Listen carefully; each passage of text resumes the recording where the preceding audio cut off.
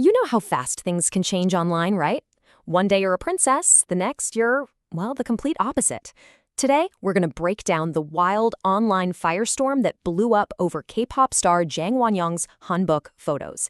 And trust me, this isn't just about a dress. It's a perfect example of how internet love can flip into a nasty, two-sided war in a heartbeat.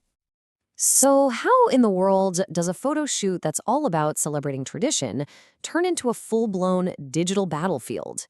That's what we're here to figure out. We're going to trace this whole thing from start to finish, from the first wave of praise all the way to the intense backlash, to really get what's going on in today's celebrity culture. Okay, so this whole thing actually starts in a really positive place. Not with anger, but with total adoration. Before all the drama, there was this post on an online forum that went viral, and it was basically just a massive love letter to these photos. Now, just for some quick context, Wonyoung is wearing a hanbok, and if you're not familiar, that's traditional Korean clothing, usually for special holidays or big events. You can kind of think of it like wearing a really beautiful gown or a sharp tuxedo to a major event. It's got a lot of cultural weight and meaning behind it. So the person who first posted these photos and got the whole conversation started, they were just completely blown away. They wrote that they were totally captivated by her beauty. The feeling was that, she wasn't just wearing the hanbok. She was embodying all the grace and elegance that comes with it. And this wasn't just vague praise either. People got super specific. They were calling it a princess look, saying her makeup was one for the books, and some were even saying she had to be cast in a traditional style drama. At this point, it really seemed like everyone was on the same page. It was a perfect fit. End of story, right? Well, this is the internet, so a consensus like that is never gonna last. Almost as fast as all that praise poured in, the whole narrative just did a complete 180. A really sharp, dramatic turn. And the backlash, it started to build. I mean, look at this. This right here perfectly captures the whiplash. One minute, it's this perfect, royal, put her in a drama look. The next, people are saying, doesn't suit her at all. Dresses suit her better. We're talking about the exact same photos, but with two totally opposite verdicts. It's wild. So what exactly fueled this sudden flip? Let's actually dig into the comments, the critiques that started flooding in, because they tell you a lot about the kind of pressure K-pop idols are constantly under. Okay, so a lot of the negative stuff got really personal fast. A lot of it just zeroed right in on her appearance. This first one is a perfect example, saying she has, quote, not an ounce of naturalness. And that's a really common and, let's be honest, pretty harsh critique you see aimed at K-pop idols all the time. Then there were others who didn't have a problem with her features, but with her expression. The comment here is that she looks too fierce. The idea, I guess, is that her look clashed with the softer, more traditional vibe people expect with a hanbok.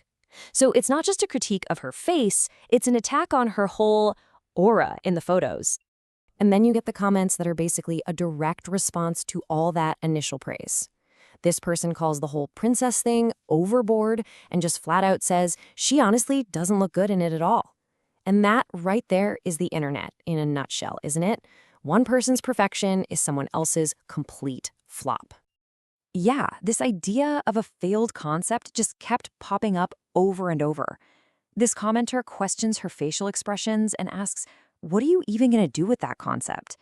It's like they're saying her modern K-pop idol persona just doesn't fit with the traditional style. It's a classic culture clash, all playing out in just one photo shoot. And then, things took an even darker turn. The backlash veered into xenophobia.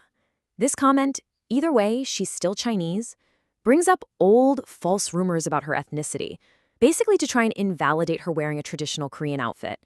And this is really where you see critique cross a line into something much, much uglier.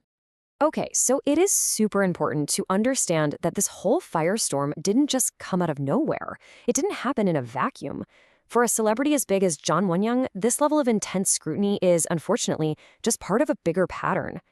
Yeah, the source material makes it clear that this kind of thing, this polarized attention, is nothing new for her. When you're an idol at her level, you're pretty much living under a constant, unforgiving digital microscope.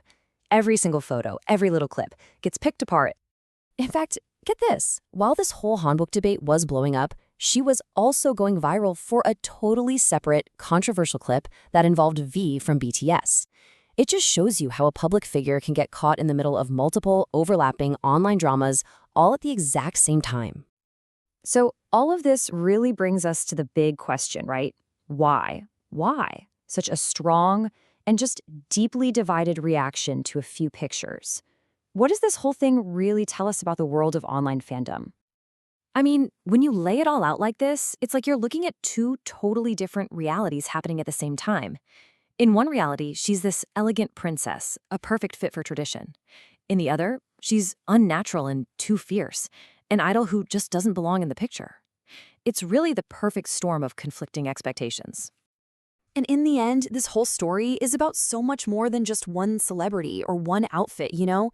It's a really stark snapshot of the world we live in online. It's intense, it moves at lightning speed, and it is extremely polarized, especially when you're talking about celebrities and their fans. And so all of this leaves us with a pretty big question to think about. In this world of instant global reactions on social media, where do you draw the line? Where does fair critique end and just plain cruelty begin? It's something this whole firestorm really forces us to think about.